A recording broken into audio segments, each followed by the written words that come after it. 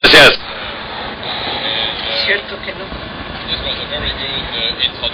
Fue una presentación muy interesante con respecto al tema. Es un placer para mí continuar revisando este tema con ustedes y voy a tratar de hablar lentamente para que las intérpretes puedan seguirme. Yo creo que estaríamos de acuerdo al decir que con respecto a este principio las cosas marchan, es decir, una resucitación inadecuada en el periodo preoperatorio resultaría en complicaciones mayores. Esto parece ser bastante lógico y nosotros podríamos estar de acuerdo con este concepto. También podríamos estar de acuerdo con el hecho de que en todas las circunstancias la entrega de oxígeno a los tejidos debía equipararse con los requisitos de oxígeno que tienen estos tejidos. Realmente este estudio ya fue citado por una persona, es un estudio muy interesante, una persona de Brasil, Gurgel de nacimiento, y la literatura es muy interesante, tiene protocolos que hablan sobre el mantenimiento de la perfusión normal en los tejidos en pacientes de alto riesgo quirúrgico para que tengan un menor riesgo de muerte y menor riesgo de disfunción multiorgánica. Aquí tenemos una serie de metaanálisis más específicos, por ejemplo, con respecto a función renal, y también muestran menos complicaciones cuando el aporte de oxígeno se optimiza. Lo que es interesante es que esto fue lo que se logró en estudios que se utilizaron líquidos solamente o en estudios que utilizaron líquidos y inótropos. También lo que es interesante en este caso es que esto también se aplicó cuando el protocolo llevó a un aporte de oxígeno normal hacia los tejidos, pero también cuando logró un aporte de oxígeno normal en general. Y eso nos lleva a una pregunta muy importante que está acá. En estos estudios, todos estos estudios donde se le autorizaron los pacientes para hacer una intervención o para que fueran grupo de control, cuando el resultado es mejor en el grupo de intervención, ¿será que eso se debe porque a ese grupo es mejor? ¿O será que se debe al hecho de que había un problema en el grupo de control? Y a menudo es la explicación última la que se aplica. Si ustedes tienen un problema en el hospital porque los pacientes no están recibiendo suficientes líquidos en el periodo preoperatorio, seguramente ustedes pueden mostrar que al corregir este problema vamos a tener un resultado mejor. Pero si el tratamiento ya es muy bueno en el grupo de control, entonces será mucho más difícil demostrar que hay algo que se pueda mejorar. ¿Cuáles son las opciones para poder aumentar el aporte de oxígeno? Podemos aumentar el contenido del oxígeno arterial, pero estamos ya manteniendo la saturación de oxígeno con terapia de oxígeno y nosotros estamos preocupados acerca de meternos en una confusión, de manera que a menudo nosotros podemos tener una mayor influencia en el gasto cardíaco y tenemos 4 opciones para hacer esto. Primero, los líquidos intravenosos. Los líquidos intravenosos son la manera más directa para poder mejorar el gasto cardíaco. Y una vez más, es como cuando estamos en una bicicleta, cuando tenemos el viento que nos empuja desde atrás. Esto nos ayuda a andar mejor. ¿Cómo lo podemos hacer? ¿De acuerdo con una fórmula? Bueno, el problema es que es muy difícil evaluar los requisitos o requerimientos del líquido para su paciente quirúrgico. Todo depende del estado del paciente preoperatoriamente, si está sudando intensamente, pérdidas externas, formación de edema, vasodilatación. Todos estos son aspectos que hay que tomar en cuenta, pero que son difíciles de cuantificar. Pero sí existen estudios que nos demuestran que al dar más líquidos, esto limita las complicaciones. La colicistectomía laparoscópica, la cirugía de colon, la artroplastia de la rodilla, no son necesariamente grandes cirugías, pero existen estudios que muestran que si damos menos líquidos durante el procedimiento, las complicaciones son menos significativas. Por ejemplo, en cirugía de colon en particular, esto se ha demostrado en varios estudios.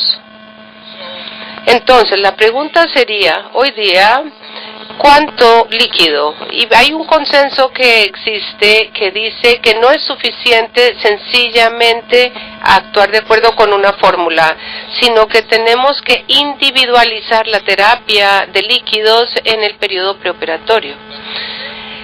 La presión arterial, no solamente la presión arterial, ya está en 1960 y en 1960 se demostró que mantener la presión dentro de un rango normal en el periodo preoperatorio no era suficiente.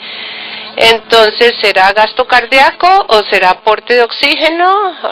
Multiplicando el gasto cardíaco por el nivel de hemoglobina. Bueno, pues ahí tenemos una serie de herramientas de monitoreo que están disponibles hoy día y tal vez podríamos guiarnos hacia un aporte normal de aporte de oxígeno, pero yo no creo que esta sea la forma correcta de actuar. Shoemaker lo propuso, William Shoemaker lo propuso, pero yo creo que fue un enfoque equivocado. ¿Por qué? Porque el oxígeno exige las exigencias de oxígeno, las necesidades de oxígeno varían mucho de un paciente a otro paciente, entonces no es una buena opción sencillamente dar mayor aporte de oxígeno a todos o darles mayor cantidad de líquido a todos, porque esto tiene que individualizarse. Entonces yo creo que tenemos es que llegar a un consenso para saber cómo individualizar la titulación. Entonces ustedes se preguntarán, bueno, es que ha habido estudios que han demostrado que si uno maximiza el volumen de stroke con líquidos, seguramente vamos a tener mejores resultados. Utilizando un Doppler transesofágico, sencillamente es una sonda pequeña que uno inserta por el esófago, y ha habido muchos estudios que han mostrado que si hacemos titulación de líquidos guiados por esta herramienta puede disminuir las complicaciones. Entonces piensen en lo que les dije anteriormente acerca del grupo de control. Muchos de estos estudios vienen del Reino Unido, donde existía la costumbre de restringir los líquidos en el periodo preoperatorio. Hay limitaciones a este enfoque y pues podemos tener cierto volumen, pero en particular en algunos de estos estudios que provienen del Reino Unido podría inclusive ser hecho por enfermeras que podrían entregar los líquidos, dar los líquidos de acuerdo con esta señal esofágica. Entonces, eso podríamos inclusive ir y poner la sonda en el esófago, pero tal vez podamos mejor usar un Doppler supraesternal con un dispositivo específico, pero no lo hacemos porque es como tratar de seleccionar la contaminación del tracto digestivo. La literatura lo favorece, pero realmente no funciona porque nosotros no estamos totalmente convencidos y nosotros estamos preocupados o nos preocupan los riesgos de darle demasiados líquidos a nuestros pacientes, administrar demasiados líquidos a los pacientes, y entonces tendríamos que manejar un problema de edema. El edema puede estar presente en una población de UCI generalizada, porque en sí el edema está asociado con los peores resultados. Pero el punto se tiene que entender bien, es decir, el uso de esta relación de Frank Starling tal vez nos podría ayudar a identificar la hipovolemia. Si nosotros realmente tenemos una fluctuación grande en la presión arterial durante la ventilación mecánica, entonces sabremos que el aumento temporal en la presión básica seguramente va a disminuir el retorno venoso hacia el corazón, y a cuantas pulsaciones después vamos a ver que la presión arterial va a bajar temporalmente porque hay menos sangre que está siendo inyectada por el ventrículo izquierdo. Entonces, si vemos esto en el periodo preoperatorio, seguramente nos va a indicar que hay lo que nosotros llamamos la respuesta a los líquidos, es decir, el gasto cardíaco va a aumentar si nosotros administramos mayor cantidad de líquidos al paciente. Y hay una serie de herramientas que podemos utilizar para identificar no solamente la variación en el pulso, sino también el stroke volume, la variación del volumen de stroke, y esto lo podemos hacer por medio de monitores o por medio de métodos ecocardiográficos. En el periodo preoperatorio esto puede funcionar bien porque los pacientes están siendo ventilados mecánicamente. No disparan el respirador porque están anestesiados y realmente no tienen en general arritmias significativas. Entonces, de todas maneras podríamos tener problemas de fibrilación, y entonces uno tiene que aplicar pequeños volúmenes tidales. Entonces, existen estudios como este. Es un estudio pequeño, pero nos muestra que esta es la forma de limitar la estadía en la UCI y la duración de la hospitalización del paciente. De la misma manera, las variaciones en el volumen de stroke utilizando este tipo de monitores podría llevarnos a tener menores niveles del lactato y por lo consiguiente tener menos complicaciones. Por lo consiguiente, nosotros entendemos que tenemos que navegar entre la hipervolemia y hipovolemia. Entonces tenemos que tener mucho cuidado de un uso excesivo de diuréticos.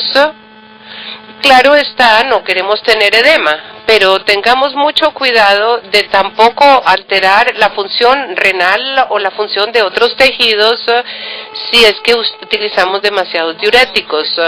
Mi algoritmo para la oliguria es normalmente intentar con un desafío de líquidos, y si no vemos un aumento en las presiones de llenado, tenemos que pensar en otras pérdidas, y también deberíamos ver algunos cambios en las presiones de llenado cardíaco. Y luego, si usted tiene una herramienta para poder monitorear el gasto cardíaco, y si vemos que el gasto cardíaco no aumenta, eso quiere decir que tenemos un problema cardíaco y tenemos que hacer una vasoactivación. Entonces, solamente cuando estemos seguros de que el paciente esté en un estado hipervolémico, ahí es cuando podemos poner diuréticos, y si no funciona, pues seguramente vamos a tener que utilizar otro método con terapia de reemplazo renal. Entonces, el punto es que no podemos saltar al uso de diuréticos si el paciente está poliúrico. Bueno, ¿y qué más? Además de la utilización de líquidos, ¿qué más podemos utilizar? ¿Los nitratos? No, realmente no, si el paciente está hipotenso, pero por ejemplo podría ser una opción para poder disminuir la contractilidad del corazón y por lo consiguiente el gasto cardíaco. Susana Lobo de Brasil, de Sao Paulo, demostró que podría ser un enfoque mejor que la administración de líquidos. Tal vez haya menos complicaciones con este sistema y menores tasas de mortalidad con la vitamina que con los líquidos. El doctor Pierce en el Reino Unido utilizó dopexamina y demostró que con esta estrategia de la utilización de dopexamina sí había un beneficio y había menos complicaciones y había una estadía hospitalaria más corta. Entonces, cuidado aquí, porque la administración de vitamina puede llevar a un aumento del trabajo cardíaco. Y eso tal vez no es apropiado para todos los pacientes. Entonces, vemos aquí en este estudio, vemos que había una morbilidad cardíaca más alta cuando se administraban los agentes adrenérgicos en un paciente que tal vez no lo necesitaba. Esto es correcto, esto es así. Hay efectivamente muchos estudios que la administración de betabloqueadores podría ser buena, apropiada y tiene sentido. Es como pedalear menos fuerte cuando uno está subiendo una cuesta en bicicleta. Entonces esto podría ayudar a proteger el corazón. Hay muchos estudios que se han realizado y que han demostrado que los betabloqueadores en el periodo preoperatorio pueden mejorar el resultado. Y el primer estudio importante, significativo, fue presentado por el Dr. Poldermans en el New England Journal of Medicine hace más de 10 años. Un número limitado de pacientes en este estudio, pero menos mortalidad y menos infarto del miocardio. Olvídense, esto no.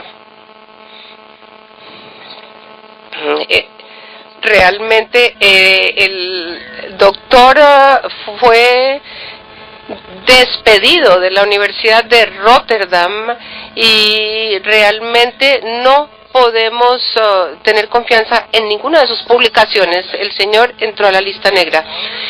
Bueno, hay otros estudios como el de Lindenauer en el New England Journal hace 6 años, pero yo veo problemas con este estudio porque cuando utilizaron un puntaje para cuantificar el grado de daño cardiovascular, había un menor riesgo cuando los pacientes tenían un puntaje relativamente alto. Bueno, esto está bien, pero miren lo que pasa acá. Aquí hubo un aumento en el peligro de muerte, en el riesgo de muerte en aquellos pacientes que no tenían daño severo cardiovascular. Entonces, no queremos betabloqueadores para todos los pacientes, ¿correcto? Ahora, ¿qué pasa con el estudio que hizo Yang? Este es un estudio bueno porque demostró que tal vez había un grado de mejoría en el punto final en cuanto a falla cardíaca, arritmias o inclusive muerte, pero de todas maneras se vieron mayores cantidades de episodios de bradicardia, de hipotensión y de otra serie de problemas que se suscitaron con los agentes betabloqueadores. Y luego tenemos este estudio de POISE con más de 8,000 pacientes. Aquí tenemos una tasa de mortalidad más alta y una incidencia más alta de accidente cerebrovascular también cuando usamos este tipo de betabloqueadores.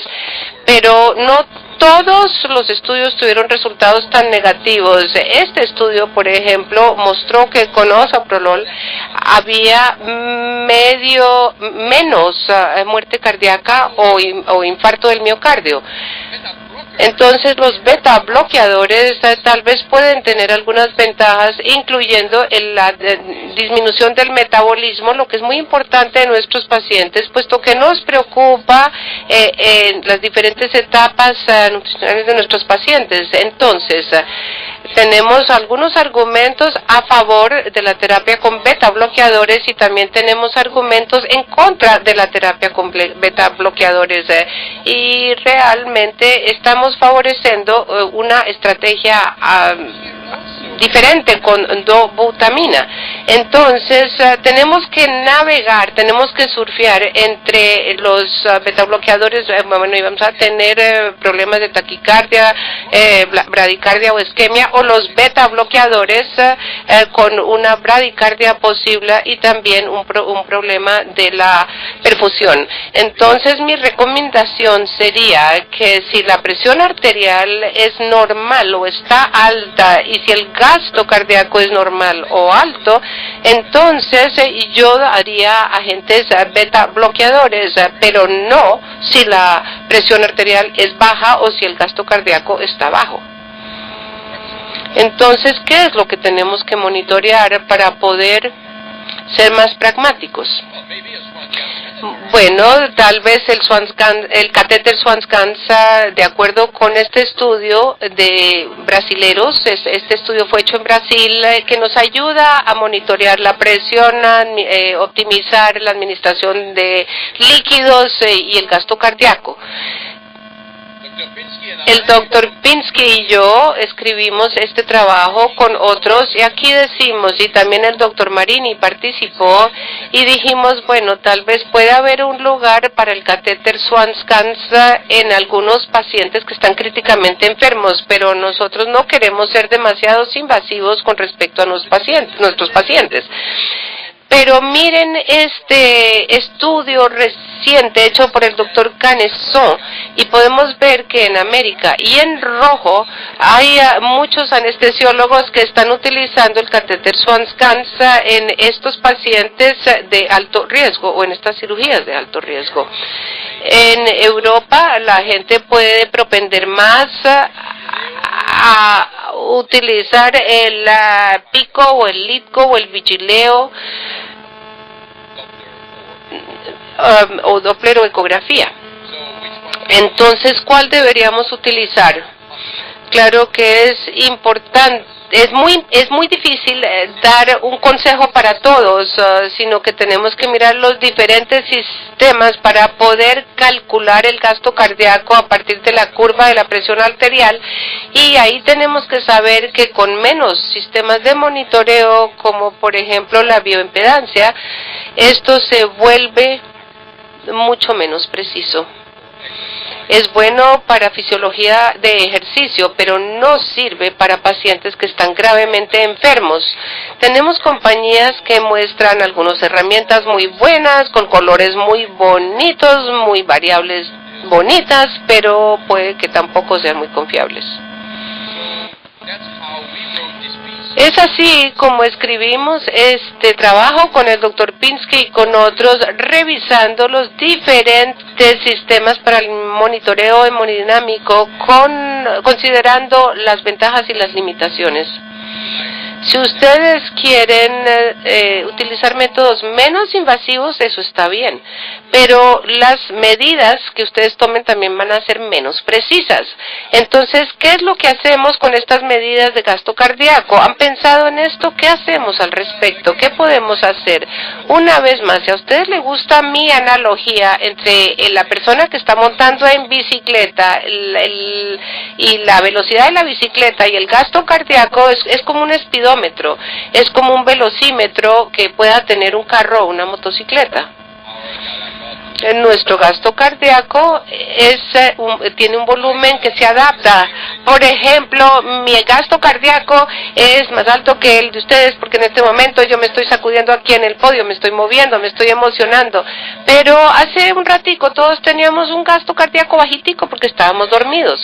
Entonces, el paciente que está anestesiado, pues está dormido. Pero más adelante puede haber una respuesta inflamatoria a la cirugía o inclusive puede haber sepsis o puede haber anemia. Entonces el gasto cardíaco se tiene que ajustar a las circunstancias. ¿Y cómo funciona? ¿Cómo lo hace? Es muy difícil simplificar este escenario que es bastante complicado. Entonces, si ustedes quieren aumentar el gasto cardíaco en todos los pacientes, piensen en esto. Inicialmente, aquí tenemos hipotermia, tenemos ventilación mecánica, tenemos anestesia, entonces el gasto cardíaco tiene que ser bajo, por debajo de lo normal inclusive, y luego este gasto cardíaco tiene que empezar a subir, especialmente cuando estamos destetando al paciente de la ventilación mecánica. Tal vez el paciente está estresado, puede haber anemia, puede haber infecciones. Entonces el gasto cardíaco pues va a cambiar a lo largo del tiempo, aún si no existen complicaciones significativas.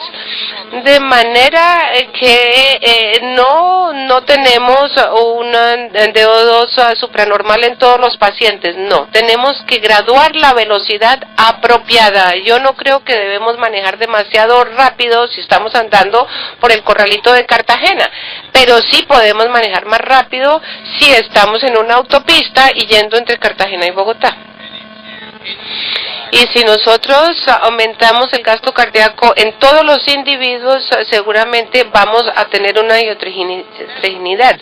Entonces, en vez de enfocarnos en solo el gasto cardíaco, tenemos que enfocarnos, ustedes y yo, un poquito más en la perfusión tisular. Tenemos que mirar el cerebro, tenemos que mirar la piel, por ejemplo, DO2 podría ser tal vez la herramienta correcta para hacer el monitoreo, porque directamente refleja el equilibrio que debe existir entre el consumo y el aporte. Y aquí estamos hablando realmente sobre el dinero que queda en la cuenta corriente que ustedes tienen en el banco. Ese dinero que queda en el banco me va a decir cuál es el balance entre lo que usted gana y lo que usted gasta.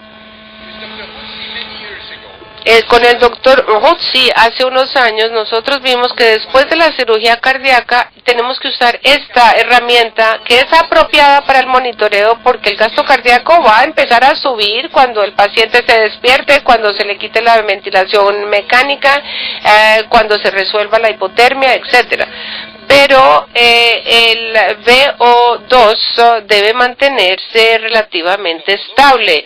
El doctor Polonen dijo que realmente tener un DO2 como objetivo puede disminuir la severidad de las complicaciones postoperatorias después de la cirugía de corazón. El doctor Insky y yo propusimos lo siguiente: primero mirar el SB02 antes inclusive de considerar lo del gasto cardíaco, y luego hacemos un algoritmo como el que vemos aquí para orientar nuestro proceso decisorio, es decir, damos más líquidos, más dovitamina, o será que puedo dar menos líquidos o puedo dar betabloqueadores. En fin, eso nos da como una guía, como pautas para poder saber qué es lo mejor. Tal vez ese CBO2 se puede utilizar en vez de DO2, no es la misma cosa. Aquí hay una como aproximación. Pero sí existen estudios que sugieren que los cambios en la saturación venosa central después de una gran cirugía realmente están asociados con los resultados de la misma. Mi propuesta es que si ese CBO2 está normal y si el paciente fue tratado con betabloqueadores anteriormente y tenía enfermedad cardíaca, eso podría indicar que se necesitan los betabloqueadores. Si el SBO2 es bajo, entonces tenemos que hacer líquidos, transfusiones, vitamina, etcétera. Y si está en el medio, tenemos que reevaluar al paciente y tenemos que tomar una decisión basándonos en otros elementos.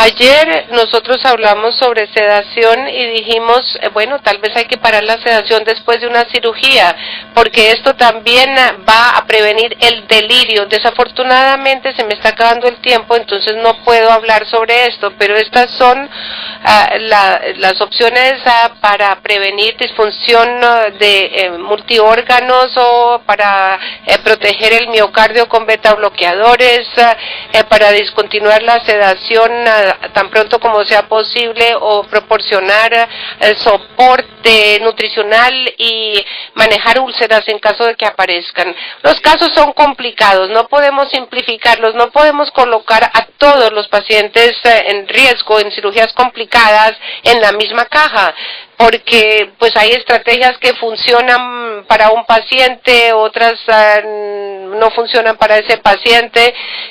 Las cosas no son tan sencillas en la vida, entonces no podemos hacer recomendaciones generales que sean aplicables a todos los pacientes de altos riesgos. DO2 600 ml para todo el mundo, no. O restricción de fluidos para todo el mundo, no.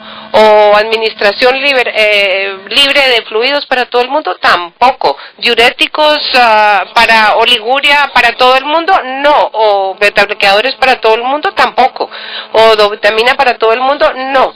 Entonces piensen en el equilibrio entre el consumo y el aporte y piensen sobre las diferentes opciones que existen y cuáles son los riesgos que están asociados con cada una de estas opciones. Por ejemplo, debemos tratar siempre de evitar hipovolemia. DO2 debe ser adecuada para cumplir con los requisitos de oxígeno de cada individuo y SCBO2 puede ayudar a guiar la terapia y además las intervenciones deben ser tituladas para cada individuo y realmente el principio principal es que necesitamos que hacer más monitoreo más allá de la presión arterial solamente. Ven, hay mucha gente. Tenemos que individualizar nuestra atención médica para cada paciente. En cada paciente hay que pensar sobre los diferentes elementos o factores que pueden ayudarle al paciente de la mejor manera. Muchas gracias por su atención.